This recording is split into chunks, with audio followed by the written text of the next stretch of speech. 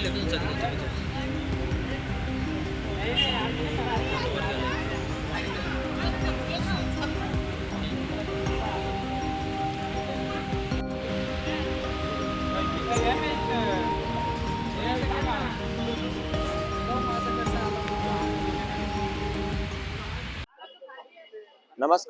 छत्रपती शिवाजी महाराजांच्या प्रतीकांचे 8 वर्षापासून गेल्या 8 वर्षापासून वेगवेगळ्या प्रकारे शिवजयंती उत्सव साजरा करण्यात येतो.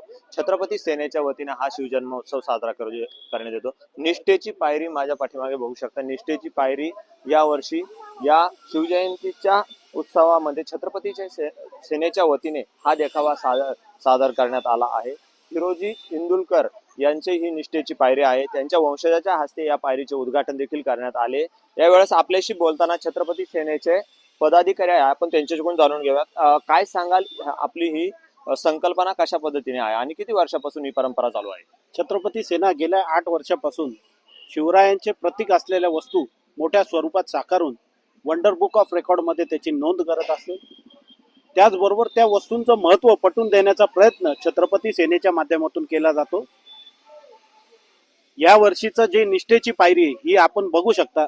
सेवा आणि सेवा समर्पण शिवरायांप्रती स्वराज्याच्या वेळेस कसे होते हे जनतेसमोर सादर करण्यासाठी ज्या वेळेस छत्रपती शिवराय आग्र्याला असताना हिरोजी इंदुलकरांनी स्वतःचं घरदार विकून सिंधुदुर्ग बांधून पूर्ण केला होता. त्याचबरोबर हिरोजी इंदुलकरांकडून स्वराज्याची राजधानी रायगड याची पूर्ण बांधणी करण्यात आली. परंतु याचा मोबदला हिरोजी इंदुलकरांनी मोबदला न घेता त्यांनी जगदीश्वराच्या मंदिराला पायरी लावण्याची अनुमती शिवरायांकडून मागितली. त्या पायरीवर नाव कोरलेलं होतं सेवेच्या ठायी तत्पर हिरोजी इंदुलकर. सेवेच्या ठायी तत्पर हिरोजी इंदुलकर म्हणजे ज्या वेळेस महाराजांना स्वराज्याला जेव्हा सेवेची गरज असेल त्या वेळेस हिरोजी इंदुलकर ही त्यांची सेवा पुरवणार आहे. अशा मावळ्याला कुठंतरी नमन करण्यासाठी यावर्षी छत्रपती सेनेचा हा उपक्रम होता. आपल्या उपक्रमांचे गिनीज बुक मध्ये देखील रेकॉर्ड करण्यात आले. नक्कीच दरवर्षी आपण वंडर बुक ऑफ रेकॉर्ड असेल, ग्रीनिज बुक असेल, आपण याच्यात आपल्या वस्तूंची नोंद करत असतो.